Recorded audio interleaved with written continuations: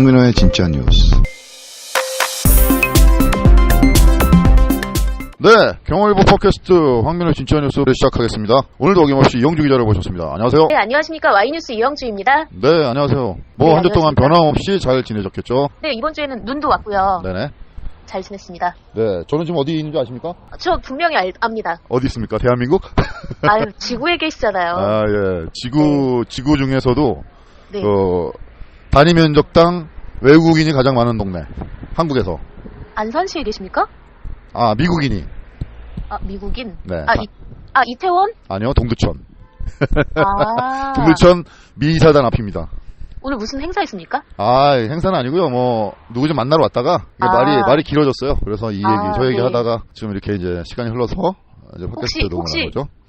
미쿠킨 만나신 것입니까? 아, 미국인은 제가 좀 대화가 안 돼갖고 멀리서 먼 반지에서 보기만. 아, 네. 네, 알겠습니다. 예. 예, 금요일 밤이라 그런지 사람도 많이 나왔네요, 미국들이. 동두천. 네네. 네. 이번 주는 또 어떤 또 대화를 우리가 이어갈까요? 이번 주는요, 하청업체 소속 노동자의 죽음을 준비를 좀 해봤습니다. 네. 제목은, 네, 하청업체 소속 노동자 죽음 불은 외주화, 이대로 괜찮은가입니다. 예. 소식을 좀 전해드리겠습니다. 네. 앞선 11일 새벽 3시 23분경에 충청남도 태안 화력발전소에서 한국발전기술 소속 계약직 현장 운전원 김용균 씨가 네네. 사망했습니다. 네. 네, 김 씨는 석탄 운송 설비 컨베이어 벨트에 끼어서 죽은 채 발견이 됐는데요. 예. 아이고, 예.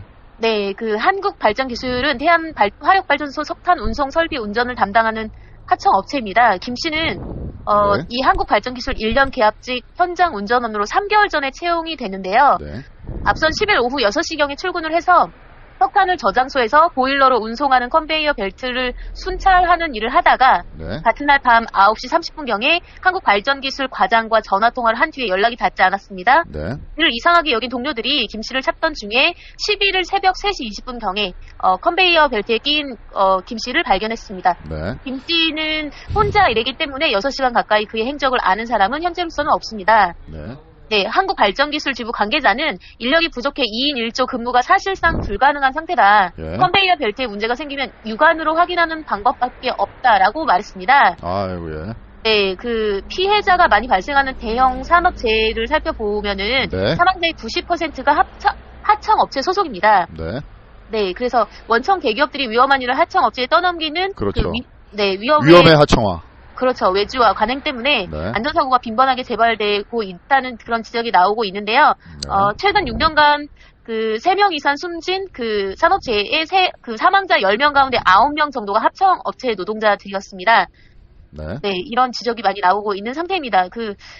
많이 안타깝죠. 그러게요. 이게 저희들 몇 번 이제 이런 사회적 구조적인 불합리함을 많이 다뤘는데, 네. 예, 개선되는 게 좀 약간 속도가 더딘 것 같아갖고 안타까워요.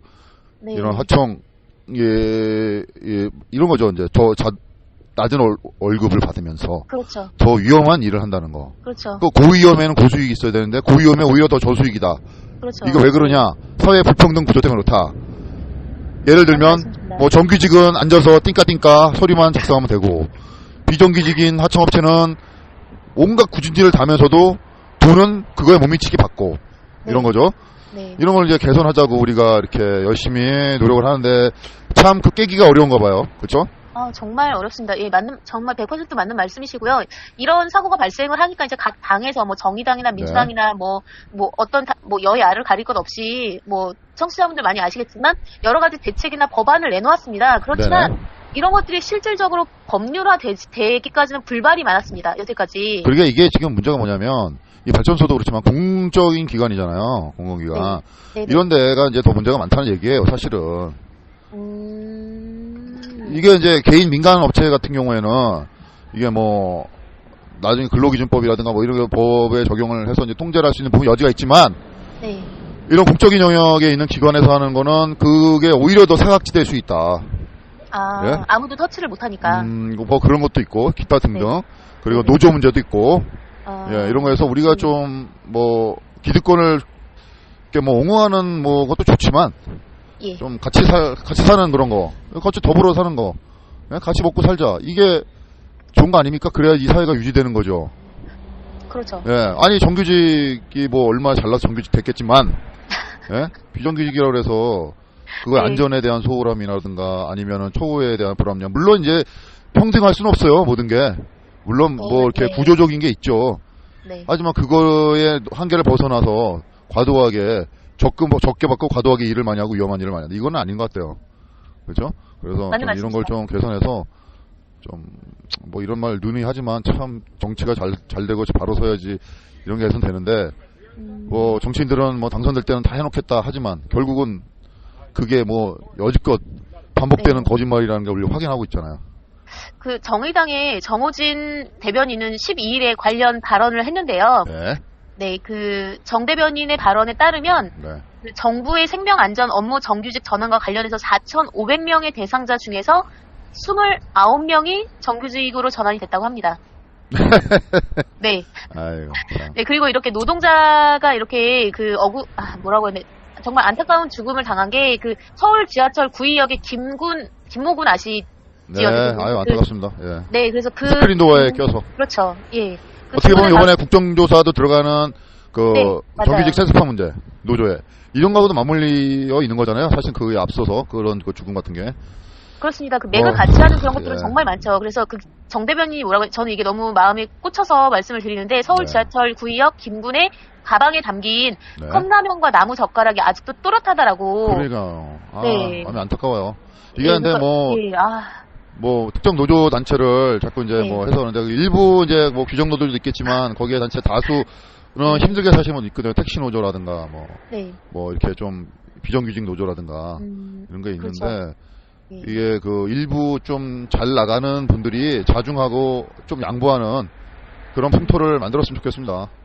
그 대표님께서 지적하신 부분이 많은 부분이 이제 맞다고 판단이 되고요. 그런데 이제 그 정치권 뿐만 아니라 그 정규직이 비정규직을 바라보는 시선 있지 않습니까? 네, 그러게요.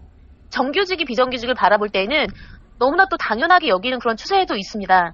그러니까 이게 네.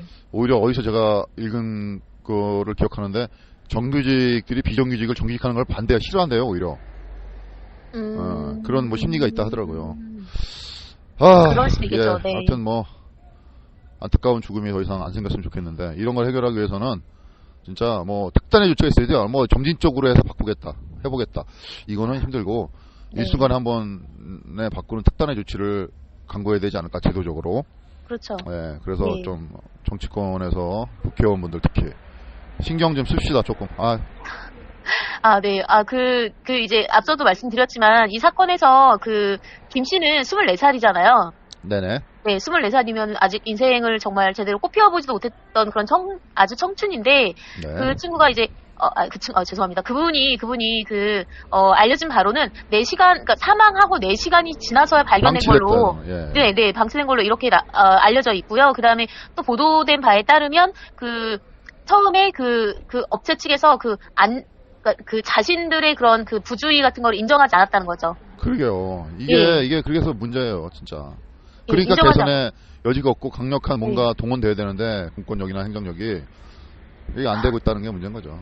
예, 지금 더불어민주당의 홍영표 원내대표 발언에 따르면은, 네. 2012년에서 16년까지 5년 동안 발생한 346건의 사고라고 합니다. 그 346건의 사고 가운데서 그러니까 서부 발전을 포함해서 이제 5개 발전사에서요.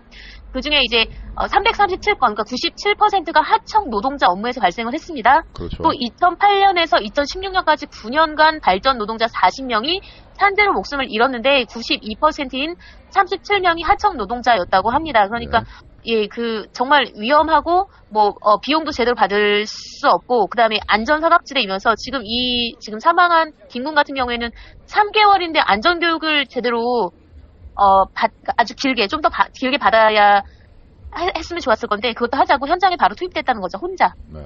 네. 그러면 이영주 기자 생각하는 오늘의 결론은?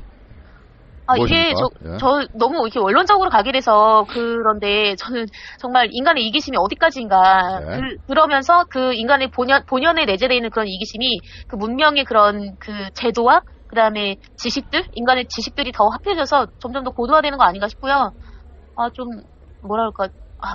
좀 막연합니다. 그냥 지금 네.